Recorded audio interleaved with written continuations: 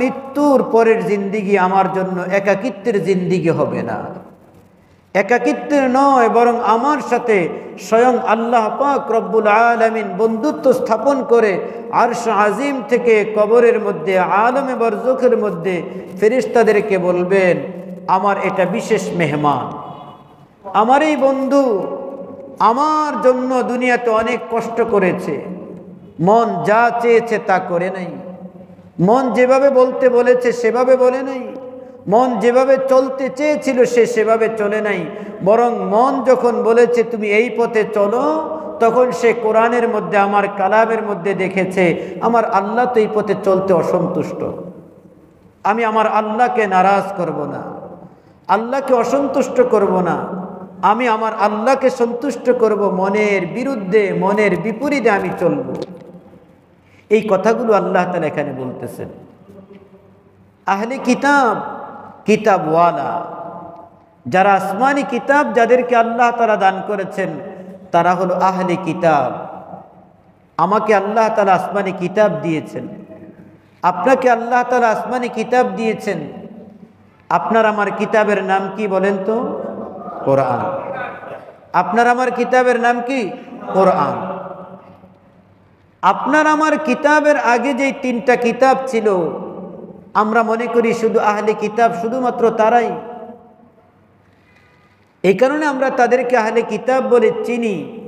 আল্লাহ তাআলা কোরআনুল কারীমের মধ্যে আমাদেরকে সম্বোধন করেছেন মুমিন বলে, আর তাদেরকে সম্বোধন করেছেন আল্লাহ তাআলা আহলে কিতাব বলে।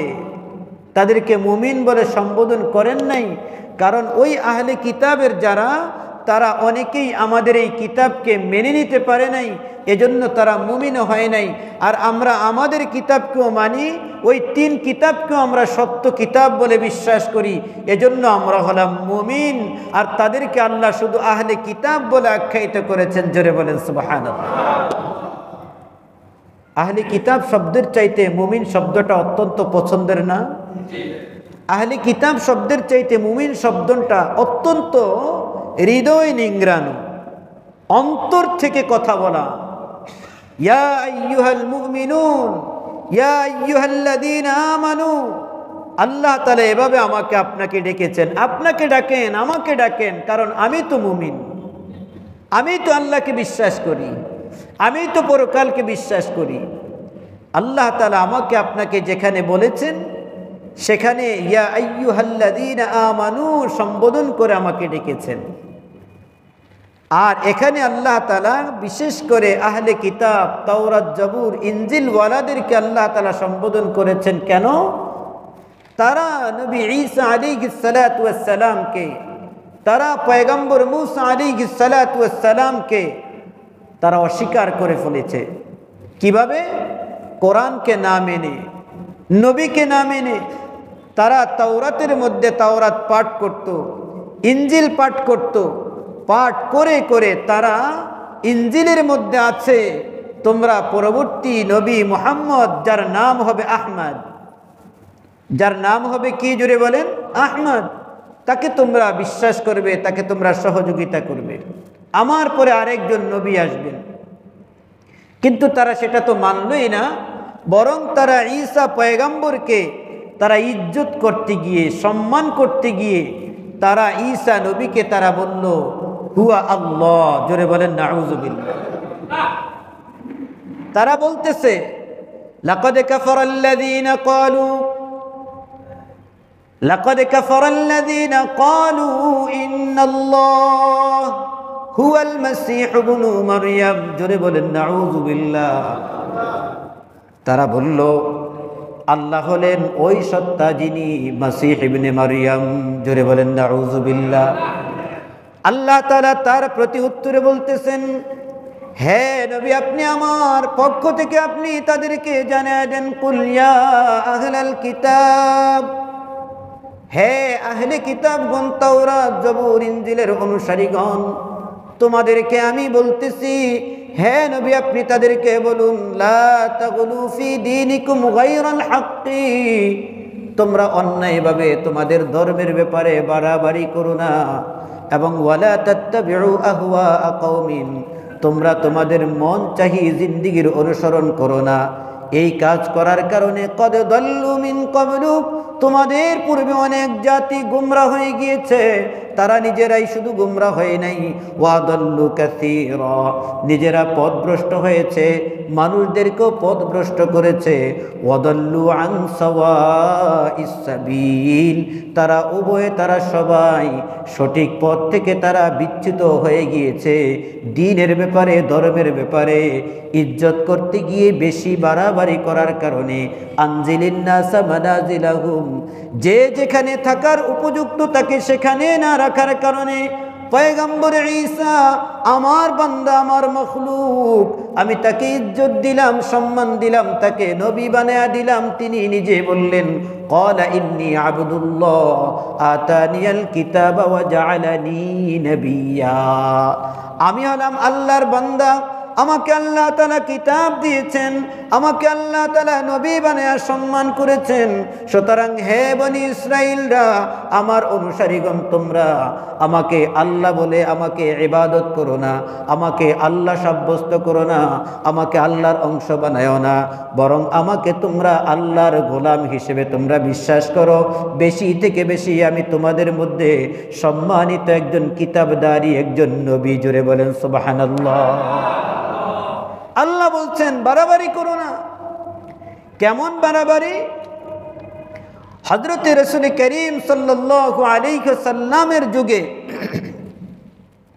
ওই সময়ের নবীজি সাল্লাল্লাহু আলাইহি ওয়াসাল্লাম যখন দুনিয়ার জমিন থেকে যখন চলে যান, তৎকালীন সময়ের মধ্যে একজন বাদশা ছিল, যেই বাদশা অত্যন্ত ধর্মপরায়ণ ছিল, খুব দিনদার পরহেজগার ছিল, কিন্তু বাদশার মধ্যে তেমন কোনো দিন শরীয়তের গভীর ইলম ছিল না, জ্ঞান ছিল না। আজকের তাফসীরটা খুবই মজাদার, খুবই চমৎকার, অনেক কথাবার্তা সুন্দর এখানে আছে।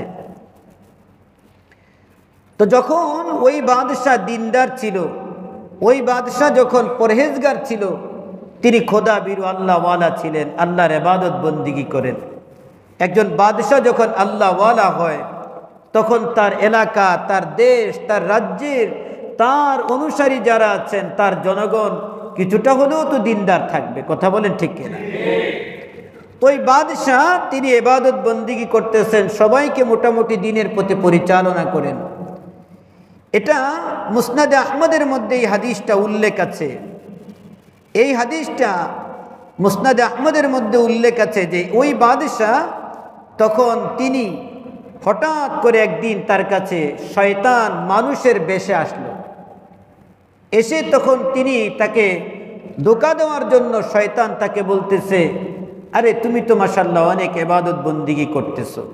তার মনের মধ্যে, তার নফসের মধ্যে এভাবে উঠায়া ধরছে। উঠায়া ধরার পরে তখন কি করতে হবে? বলতেছে, তুমি যেই ইবাদত বন্দিগি করতেছো, এগুলো তো পূর্বের মানুষরাও করছে, এগুলো অনেকেই করছে, একই জিনিস বারবার করতেছো। আমরা ফজরের নামাজ এই শুরুকাল থেকে পড়তেছি না ফজরের নামাজ। এখন একজন এসে যদি বালাবুলা মানুষ আপনাকে আমাকে যদি বলে, এই ফজরের নামাজ আর কত পড়বা, নতুন একটা নামাজ আবিষ্কার করো, এমন ধোঁকা দিতে পারে না? অনেকেই দিতে পারে। এরকমভাবে সেই বাদশাকে এসে বলতেছে, মাশাআল্লাহ আপনি তো ভালো ইবাদত বন্দিগি করতেছেন, কিন্তু যা করতেছেন এগুলো তো সবাই করছে, আপনি এত ভালো মানুষ, এত কিছু, আপনি নতুন একটা কিছু করেন, নতুন একটা কিছু করেন, আবিষ্কার করেন, তাহলে মানুষও এটাকে গ্রহণ করবে, দেখতে সুন্দর দেখা যাবে। একই জিনিস বারবার বারবার করা, এটা কেমন দেখা যায়?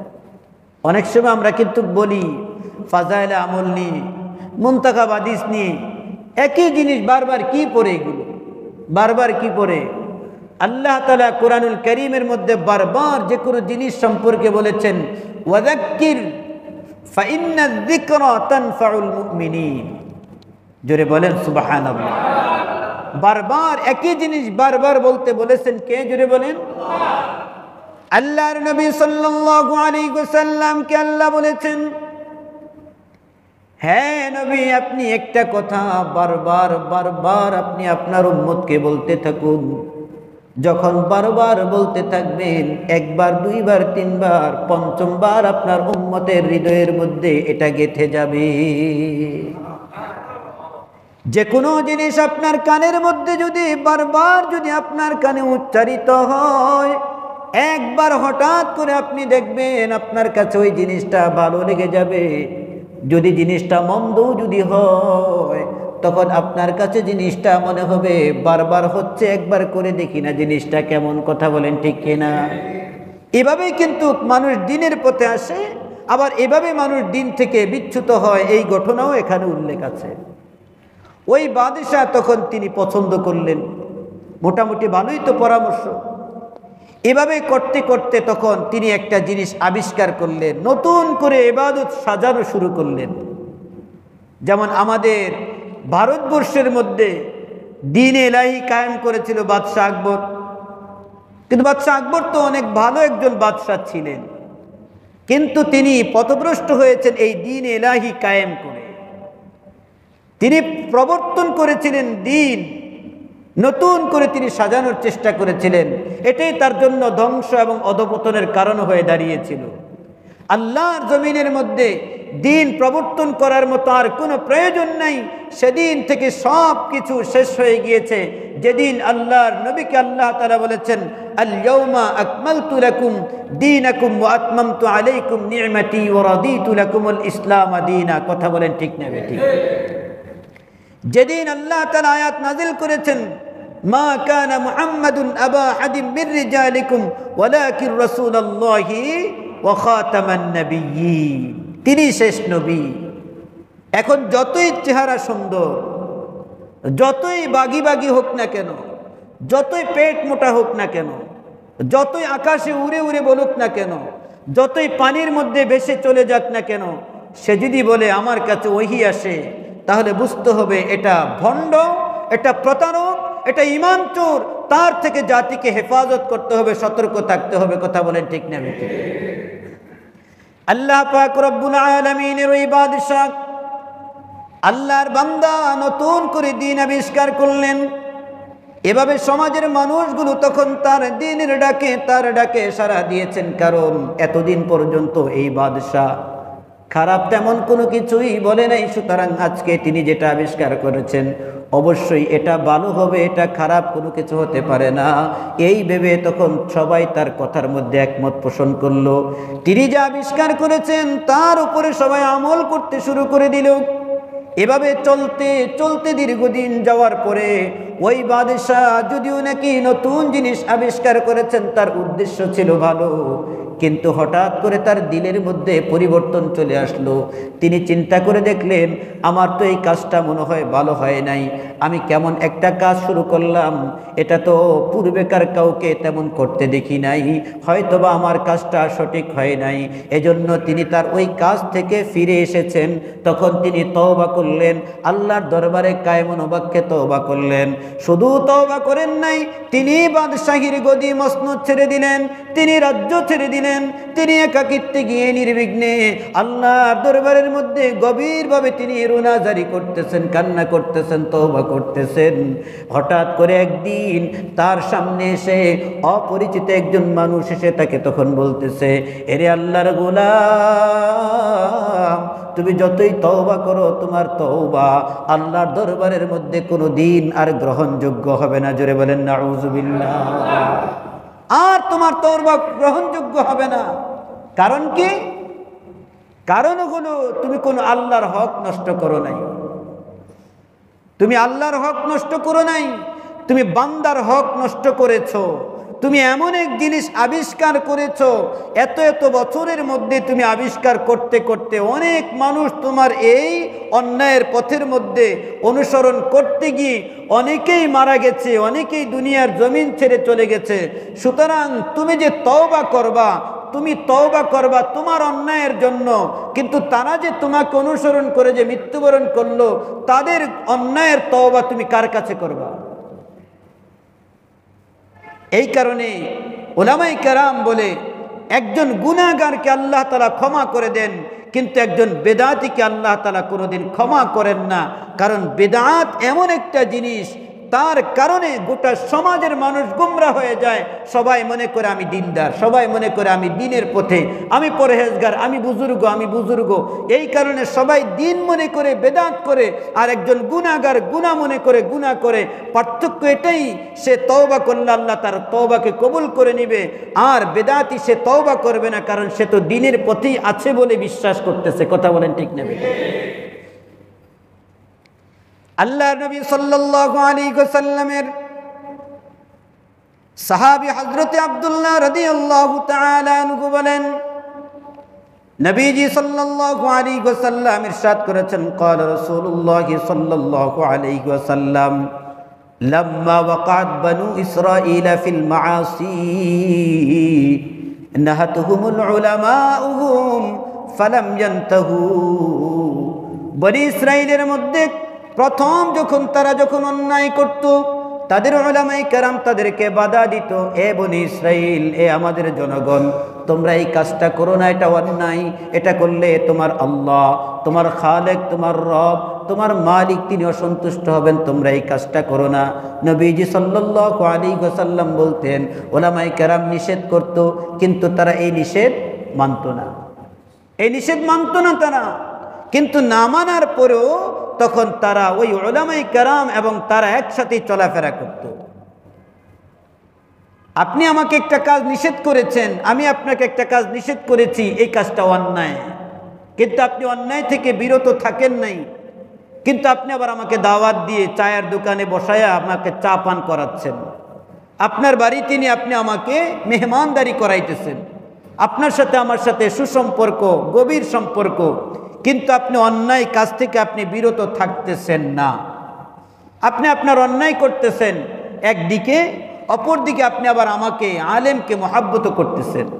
বনি ইসরাঈলদের মধ্যে এই স্বভাব ছিল, ফাজালাসুহুম ফি মাজালিসিহিম, তারা তাদের মজলিসের মধ্যে আসা যাওয়া করত, এবং ফি আসওয়াকিহিম, বাজারের মধ্যে একসাথে তারা চলাফেরা করত, ওয়াকালুহুম, হোটেলের মধ্যে, স্টলের মধ্যে, বিভিন্ন ক্ষেত্রে তারা একসাথে তারা আপ্যায়ন গ্রহণ করত, ওয়াশারাবুহুম, তারা একসাথে পানাহার করত।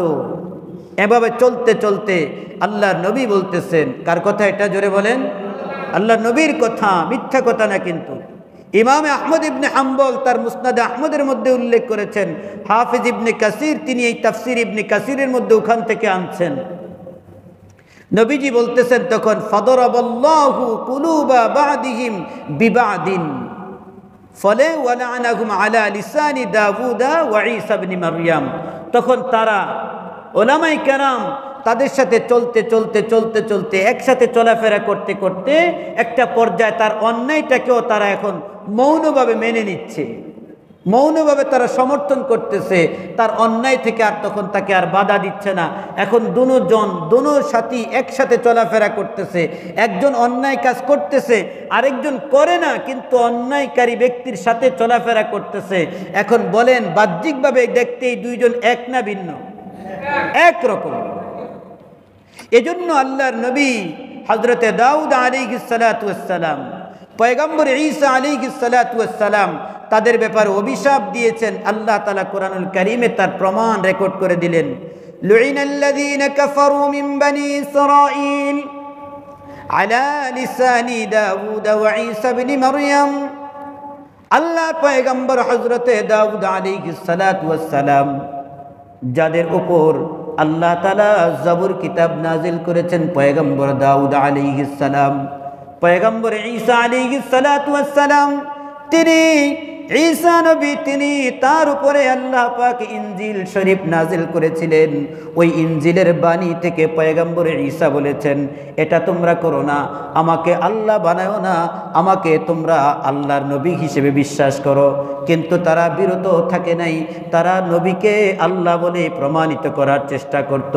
এভাবে উলামায়ে কেরাম ইনজিল পাঠ করেছে, জবুর পাঠ করেছে, করার পরেও তারা যারা জবুর এবং ইনজিলকে অনুকরণ করে নাই, জবুর এবং ইনজিলের নিষিদ্ধ বিষয়গুলো থেকে তারা বিরত থাকে নাই, ওই উলামায়ে কেরাম তাদের সাথে চলাফেরা করেছে, তাদের সাথে বাজারের মধ্যে গিয়েছে, তাদের সাথে পানাহার করেছে, তাদের সাথে উঠা বসা করেছে, করতে করতে করতে করতে একটা পর্যায়ে ওই তাদের অন্যায় কাজগুলোকেও একটা পর্যায়ে মৌনভাবে তাদের উলামায়ে কেরাম মেনে নিতে বাধ্য হয়েছে।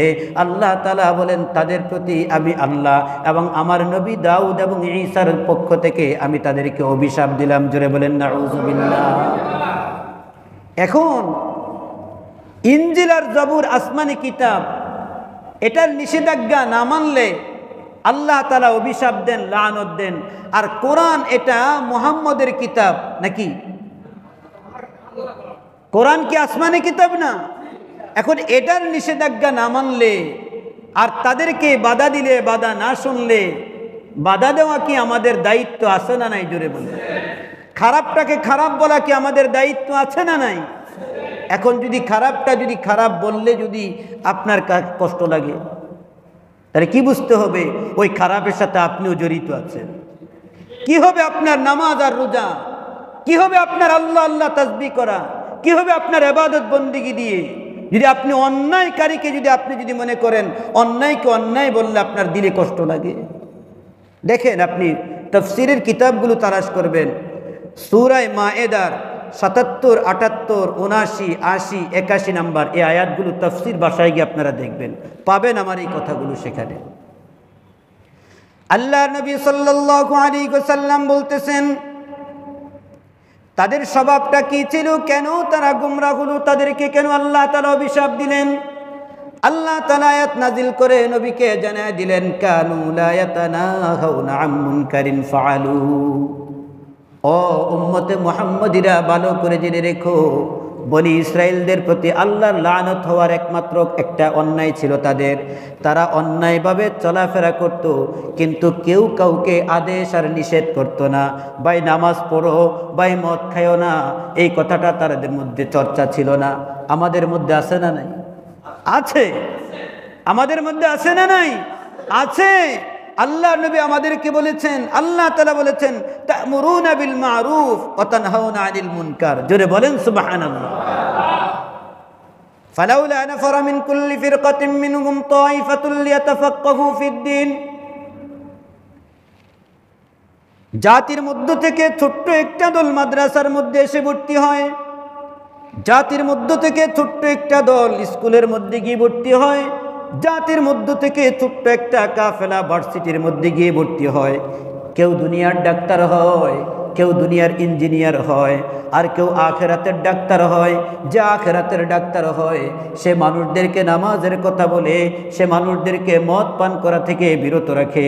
উম্মতে মুহাম্মদের মধ্যে আল্লাহ পাক রব্বুল আলামিন আদেশ করেছেন, ভালো কাজ করো। আল্লাহ তাআলা নিষেধ করেছেন, অন্যায় থেকে বিরত থাকো।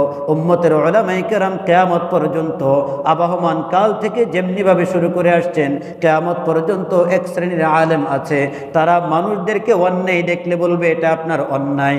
আপনি অসন্তুষ্ট হবেন প্রাথমিক পর্যায়ে, হাসরের ময়দানে গিয়ে আপনি ওই আলেমকে খুঁজে তালাশ করে বের করবেন, কোথায় আমার হুজুর, আজকে আমাকে একটু সাহায্য সহযোগিতা করুন, কিন্তু সেখানে গিয়ে পাওয়া যাবে না। কথা বলেন ঠিক কিনা? আল্লাহ তাআলা বলতেছেন, কানু লা ইয়াতানাহাউনা আন মুনকারিন ফাআলু।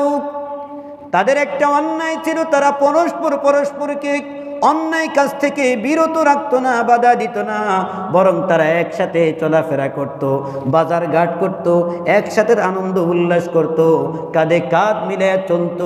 নামাজের টাইম হলে একজন বলতো, দোস্ত তুই দাঁড়া, আমি নামাজ পড়ে আসি। কথা বলেন ঠিক না বেঠি? আমার আপনার মধ্যেও যদি এমন থাকে, দোস্ত তুমি দাঁড়াও, নামাজ পড়ে আসি, তাহলে মনে রাখবেন আল্লাহ তাআলা আপনাকেও কিয়ামতের মাঠে ঠেকায় দিবেন। দোস্ত নামাজের টাইম হয়েছে, চলো নামাজ পড়তে যাই। দোস্ত তুমি দাঁড়াও, আমি নামাজ পড়ে আসি না। দোস্ত চলো আমরা একসাথে নামাজ পড়ি। আমার কথা থাকবে এটা, কথা বুঝতে পারছি? চলো দোস্ত আমরা একসাথে নামাজ পড়ি। স্যার নামাজের টাইম হয়েছে, একটু যদি বলতেন চলেন আমরা সবাই নামাজ পড়ি। যদি বলে যে না তোমার নামাজ তুমি পড়ো, ঠিক আছে স্যার আমি নামাজ পড়ি। দোস্ত যদি বলে দোস্ত আমার টাইম নেই, আমার পেশাব পায়খানা, আমার প্যান্ট ভর্তি, তুমি তোমার নামাজ পড়ো দোস্ত, আমি এখানে তোমার জন্য ওয়েট করি। ঠিক আছে, তাহলে দাঁড়াও। তাহলে আপনি যে তাকে নামাজের দাওয়াত দিয়েছেন, আল্লাহর দরবারের মধ্যে আপনার মুক্তির রাস্তাটা আপনি সহজ করলেন কি করলেন না? এটাই হলো তা'মুরুনা বিল মা'রুফ। আরেকটা হলো অন্যায় কাজ। আপনার দোস্ত বাদামওয়ালা থেকে বাদাম কিনতে গিয়ে তাকে অন্যায়ভাবে জোরে দুইটা থাপ্পড় দিছে, পাওয়ার দেখাইতেছে, দোস্ত এই কাজটা তোমার ভালো হচ্ছে না, দোস্ত এই কাজটা করো না। এই যে তাকে নিষেধ করলেন, এটা হলো বনি ইসরাইলের যে অপরাধের কারণে তারা পথভ্রষ্ট হয়েছে, অভিশপ্ত হয়েছে, ওই অভিশপ্ততা থেকে আমাকে আপনাকে আপনি নিরাপদ করলেন, রক্ষা করলেন, আল্লাহর দরবারে নাজাতের রাস্তাকে সহজ করলেন। জোরে বলেন সুবহানাল্লাহ। আল্লাহ বলতেছেন লাবিসা মা কানু ইয়াফআলুন। এই যে অন্যায় দেখেও যে নাকি অন্যায়কে বাধা দিল না, সৎ কাজ করার জন্য আদেশ করলো না, অসৎ কাজ থেকে নিষেধ করলো না, আল্লাহ বলতেছেন এই কাজটা অত বড় জঘন্য নিকৃষ্ট অন্যায় অপরাধমূলক কাজ। আল্লাহ বলতেছেন এই কাজের পক্ষে আমি নাই, এটা নিকৃষ্ট কাজ। নবীজি সাল্লাল্লাহু আলাইহি ওয়াসাল্লাম এই সম্পর্কে কসম করেছেন, আমি নবী তোমাদের জন্য কসম করতেছি, ওয়াল্লাযী নাফসি বিয়াদিহি, আমার জান যে সত্তার হাতে, তার কসম করে বলতেছি, কাল্লা, কখনো না, তোমরা ধ্বংস হবে না। নবীজি বলতেছেন আমরা কি হব না? ধ্বংস হব না। কেন? বলতেছে লাতা'মুরুন্না বিল মা'রুফ, অবশ্যই অবশ্যই তোমরা সৎ কাজের আদেশ করবে। জোরে বলেন সুবহানাল্লাহ। নবীর বিশ্বাস আমার আপনার প্রতি, আমি আর আপনি ধ্বংস হব না। কেন? আমরা সৎ কাজের আদেশ করব। এবং ওয়ালা তানহাউন্না আনিল মুনকার, অবশ্যই তোমরা অসৎ কাজ থেকে মানুষদেরকে বাধা দিবে। নবীর বিশ্বাস। এরপরে নবীজি সবচেয়ে সুন্দর চমৎকার যেই কথাটা বলতেছেন, খালি তোমরা বাধা দিবে না, ওয়াল তা'খুযান্না আলা ইয়াদিজ যালিমি, তোমরা জালেমের হাতের মধ্যে গিয়ে এভাবে ধরবে, তার কাদের মধ্যে গিয়ে এভাবে ধরবে, তাকে বুকের মধ্যে আগলে নিবে, নিয়ে তখন তাকে তোমরা দ্বীনের কথা বুঝায়া তখন তোমরা তাকে দিনদার বানানোর চেষ্টা করবে, জাহান্নাম থেকে মুক্তি দিবে। এটাই হবে তোমাদের সিফাত। আমি নবী বললাম, সুতরাং অভিশাপ তোমাদের জন্য নয়, অভিশাপ হলো ইয়াহুদ নাসারা কাফেরদের জন্য, যারা নাকি নবীকে আল্লাহ বলে আখ্যায়িত করেছেন। জোরে বলেন নাউযুবিল্লাহ। তাহলে বোঝা গেল আমার আপনার একটা সিফাত থাকবে কি? সৎ কাজের আদেশ দেওয়া, অসৎ কাজ থেকে মানুষদেরকে কি করা? নিষেধ করা। হযরত আব্দুল্লাহ ইবনে মাসউদ রাদিয়াল্লাহু তাআলা আনহু থেকে বর্ণিত, নবীজি সাল্লাল্লাহু আলাইহি ওয়াসাল্লাম বলেছেন, ইন্নার রাজুলা মিন বনি ইসরাঈলা, ইন্নার রাজুলা মিন বনি ইসরাঈলা কানা ইযা রাআ আখাহু আলা যামবি নাহা আনহু তা'যীরান। বনি ইসরাইলের কোনো মানুষ যদি তার কোনো ভাইকে যদি অন্যায় করতে দেখত, তখন প্রথমত তাকে বাধা দিত এবং বলতো এই কাজটা তোমার জন্য খুবই খারাপ, এটা তোমার জন্য খুবই ভয়াবহ পরিণতি ডেকে আনবে, এভাবে তাকে নিষেধ করত। কিন্তু পরের দিন ফাইদা কানা মিনাল গাদ, যখন আগামী দিন আসতো, দেখতো সে আবার পুনরায় ওই কাজটা করতেছে। লাম ইয়ামনাহু মা রাআ মিনহু, সে গতকাল যা দেখেছিল আজকে দেখে ওই কাজটি আবার করতেছে। তখন ওই লোকটা তাকে আর কিছু বলতো না, কিন্তু তার সাথে চলাফেরা করত, বন্ধুত্ব রাখত, সুসম্পর্ক রাখত। আপনি যদি আগুনের মধ্যে গিয়ে বলেন এটা আগুন আমাকে জ্বালায়া দিবে, এরপরে যদি আগুনটাকে পকেটের মধ্যে নিয়ে যদি চলেন, এ আগুন কি আপনাকে, আপনার কাপড়কে জ্বালাবে কি জ্বালাবে না? অবশ্যই জ্বালিয়ে দিবে আপনাকে। ঠিক সমাজের মধ্যে একটা ব্যাধি যখন সৃষ্টি হয়, এই ব্যাধিকে আপনি প্রথম বাধা দিবেন, সে শুনবে না, আবার বাধা দিবেন, সে শুনবে না, তারপর আপনি নীরব হয়ে যাবেন, আপনি চুপ থাকবেন। আপনি চুপ থাকলে তো ওই ব্যাধির সাথে আস্তে আস্তে আপনিও সংক্রমিত হয়ে যাবেন, ওই রোগ আপনার মধ্যে ঢুকবে অথবা আপনি ওই রোগের ভিতরে ঢুকে যাবেন।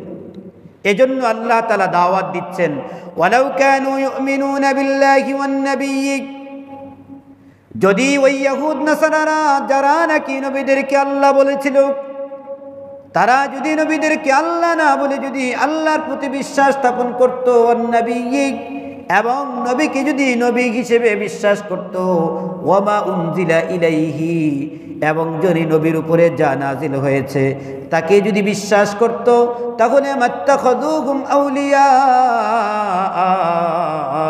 তাহলে তারা কোনোদিন কুফরি শক্তি কাফেরকে তাদের নিজেদের অন্তরঙ্গ বন্ধু বানাতো না। কোনোদিন তারা কাফেরকে বন্ধু বানাইতে পারে না, যে নাকি আল্লাহকে বিশ্বাস করে, নবীকে বিশ্বাস করে, কোরআনকে বিশ্বাস করে, সে কাফেরকে কি বানাতে পারে না? বলেন, জোরে বলেন না, কি বানায় না? বন্ধু বানায় না। কে বলতেছেন? আল্লাহ বলতেছেন। কিন্তু বানায় কেন? ওয়ালাকিন্না কাসীরাম মিনহুম ফাসিকুন।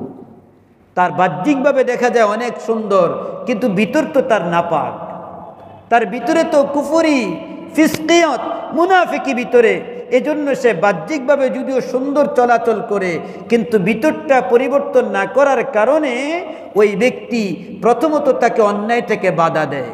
প্রথমত চোরকে চোর বলে ঠিক, কিন্তু ওই চোরের সাথে নিজের সুসম্পর্ক থাকার কারণে পরবর্তীতে কেহ যদি এই চোর সম্পর্কে যদি হাট কোনো কথাবার্তা যদি বলে, তখন তার দিলের মধ্যে ব্যথা লাগে। কথা বুঝতে পারছেন? এজন্য আল্লাহ তাআলা বলেছেন মুমিনের পরিচয় হলো, মুমিন আল্লাহকে বিশ্বাস করে, নবীকে বিশ্বাস করে, কোরআনকে বিশ্বাস করে। এই মুমিন কখনো কোনো গুনাহগার, কোনো ফাসেক, কোনো কাফের, কোনো ফুজ্জার, কোনো মুনাফেক তাদের সাথে বন্ধুত্ব স্থাপন এমনভাবে করতে পারে না যার কারণে দ্বীনের ক্ষতি হতে পারে। কথা বলেন ঠিক কিনা? এজন্য আমিও আমার মুসল্লিদেরকে সবসময় সতর্ক রাখি, আমরা একে অপরকে ভাই ভাই হয়ে চলব, সৎ কাজের আদেশ দিব, অসৎ কাজ থেকে নিষেধ করব। এজন্য আপনি আমার দ্বীনী ভাই, আমি আপনার দ্বীনী ভাই। আপনি মৃত্যুবরণ করলে আপনার কবরে যাবেন, আমি মৃত্যুবরণ করলে আমার কবরে যাব, কিন্তু কবর আপনার আমার জন্য কোনো দিন বন্ধুত্ব স্থাপন করবে না যদি আপনার আমার আমল যদি ভালো যদি না হয়। তাই আমি যখন আপনার কোনো অন্যায় দেখব, আমি আপনাকে সতর্ক করব। আপনি যখন আমার কোনো অন্যায় দেখবেন, আপনি আমাকে সতর্ক করবেন। এভাবে যখন আমরা একে অপরকে পরস্পরকে যখন আমরা ডাক দিব, যখন সতর্ক করব, দেখবেন আমার আপনার এই সমাজটা কত সুন্দর সমাজে রূপান্তরিত হবে। এই সমাজের মধ্যে তখন চুরি থাকবে না, এই সমাজের মধ্যে তখন ডাকাতি থাকবে না, এই সমাজের মধ্যে তখন ইয়াবা পানকারী থাকবে না, ইয়াবা সেবনকারী থাকবে না। কারণ আমি আপনাকে বলতেছি এটা হারাম, এটা সেবন করলে তুমি ধ্বংস হয়ে যাবে। আপনি আমার এই কথাটা শুনলেন তো আমল করলেন, কাজ থেকে বিরত থাকলেন। আপনি আবার আমাকে আরেকটা অন্যায় থেকে সতর্ক করলেন, আমি আবার তার থেকে বিরত থাকলাম। সুতরাং আমরা একে অপরের মুমিন ভাই, দ্বীনী ভাই। আল্লাহ তাআলা আমার আপনার উপর তখন রহমত নাজিল করবেন। ওই রহমতের কারণে আমি আর আপনি হেদায়েতের উপর সামনের দিকে অগ্রসর হওয়া আমাদের জন্য আরো স্পিরিট বৃদ্ধি হয়ে যাবে। জোরে বলেন সুবহানাল্লাহ। এটাই হলো ইন্নামাল মুমিনুনা ইখওয়াতুন ফাসলিহু বাইনা আখাওয়াইকুম।